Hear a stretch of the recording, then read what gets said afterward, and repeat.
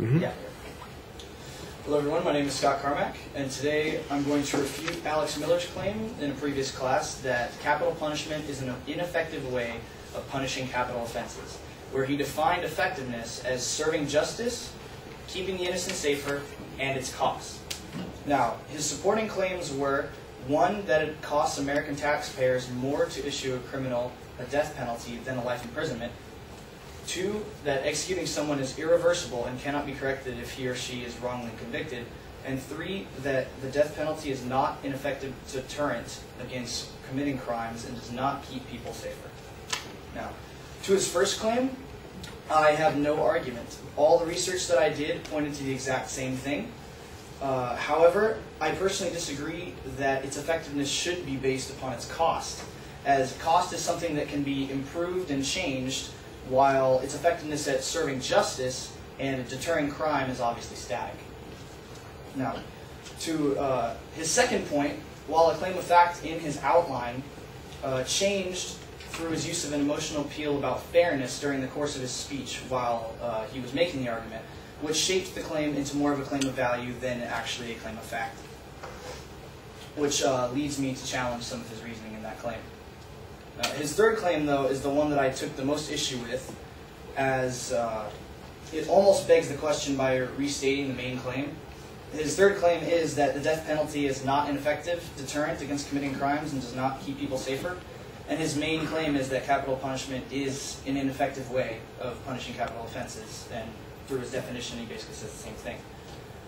Beyond this, the first point that he has that supports this, I find has an issue of relevance, as far as his first secondary point that a small amount of murderers are sentenced to death and less of them are eventually executed seems more like background information rather than actually proving the claim that it is ineffective. Now, his second supporting point of this claim is that death penalty states do not have a lower criminal homicide rate.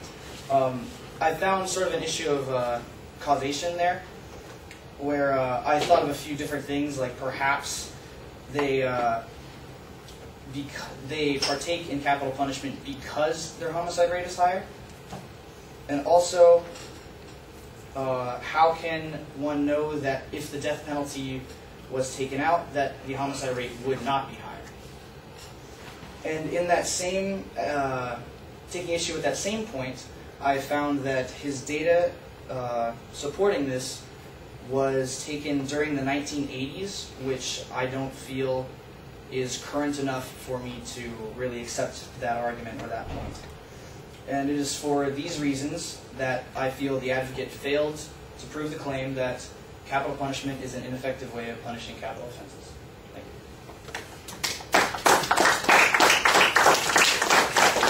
Just need the outline? Yeah. Okay. That's what I wrote on it. Just Oh, that's okay. Well, you gave me an outline. Well, this is his outline. Is that it? Or no, you want it No, no. I've got. You gave me one. Do I need the second one? I don't think I do. I just need one. Okay. Thank you.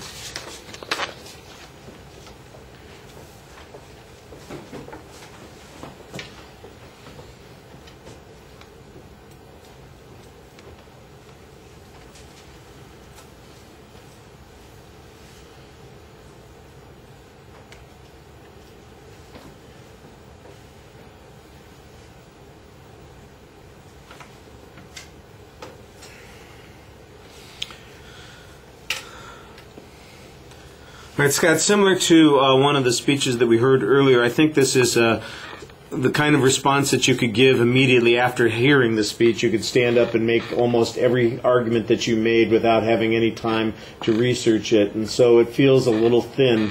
You've got a couple of good presses in some places. You completely accept the first point without any challenge on it. You say you did some research and that you accept the conclusion, the premise on that. I'm not sure that that's a reasonable standard to take. The question of whether it's cost beneficial, for instance, has to be measured in more than one way. For instance, what impact it has on the criminal justice system, how much time it takes up, the attitude that criminals have as a consequence of using this. I think that the cost issue ends up being linked to the effectiveness issue, and so that if you can develop an argument on effectiveness, you'd have a good response on that point. Also, there are questions about whether alternatives are equally costly, and I think that some challenge on that with some evidence would be very helpful. On the second point, where you basically say, well, he's basically just turned it into a value argument. Okay, well, that's a reasonable press to make, but what's wrong with the value argument? Is there any reason to reject that particular value? Is his inference, is the generalization that he's using here not a valid generalization? You don't give us any information on that particular point.